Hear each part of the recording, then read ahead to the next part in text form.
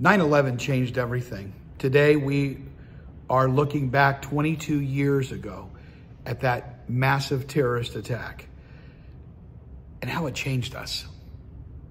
Initially, after the attack, it seemed to have changed us for the better. We seem to have been learning some lessons. But over time, those lessons sort of fade and we go back to what we want to do. Oh, some things have changed. We're safer than we've ever been, but we're also more divided than we've ever been. And I think it's important today to remember 3 vital lessons that we take, well, for how America acted after 9/11. 3 vital principles that we need to remember. Principle number 1 is we have to remember the past. I don't know why people want to erase the past today, why they think that's a good thing. We have to remember the past, remember the pain that was associated with it, so that we learn from it. We learned a lot from what happened on 9/11. Everything changed. Today we have TSA. Today, so many things have been prevented that we don't even know about. Today, we have a new department called the Department of Homeland Security, all as a result of what transpired on 9/11.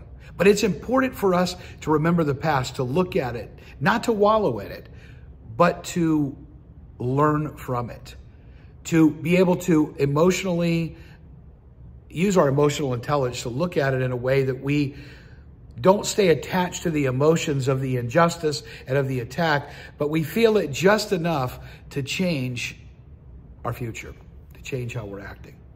So it's important to remember the past. I think it's also important to remember our purpose.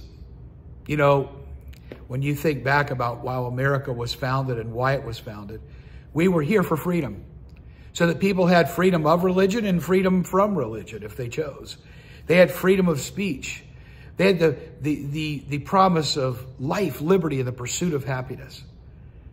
And even though at times America was divided, like during the time of the Civil War, it was Abraham Lincoln that tried to get everybody back together, and that talked about in his speech at Gettysburg that the government of the people, by the people, for the people, shall not perish from the earth. But he talked about the struggle of what happened during the Civil War, the struggle of the people that had died, the struggle of where we came from that today makes us who we are. We cannot ever forget the purpose of why we're here in America, the purpose of why we live in this place. It's also, I think, important that we remember the people.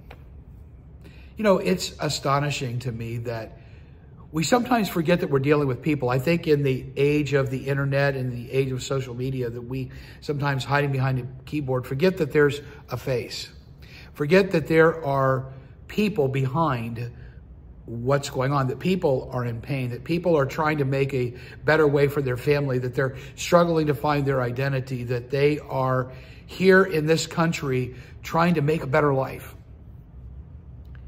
That doesn't mean that we excuse things, but we've got to be careful. We got to be careful how much we judge. Listen, I judge just as much as the next person, and I'm ashamed of it at times. But here's the thing. There are principles that are worth dying for: freedom of speech, that life, liberty, and pursuit of happiness. But there are personal preferences that I have that sometimes I've elevated to a place of principle and they don't deserve to be there. Because as I talked about this past Sunday in church, we should never elevate our personal biases, our personal preferences to a place where they are going to trump a personal relationship.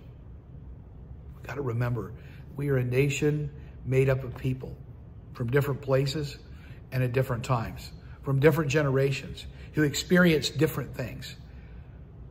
But if we can take this with us, we can be better because of it. And I don't know about you, it's just something that I'm thinking about today on 9/11. I remember where I was at. I remember the discussions with my wife. I remember thinking about taking my kids out of school and wondering how we were going to be safe and wondering just how how far this attack was going to go. But even after 9/11, even after the tragedy, we can be better for it today. Something just for us to think about. I'm also going to put a link to my blog down below for something that I had written over, well, about 2 weeks after this attack on us on 9/11, that I was able to write for the Sun Sentinel newspaper, a guest column. And it'll kind of give you my emotions, the raw feelings at the time.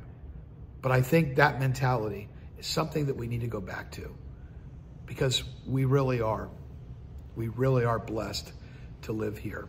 Can we be better? Absolutely. And of course, that's up to all of us.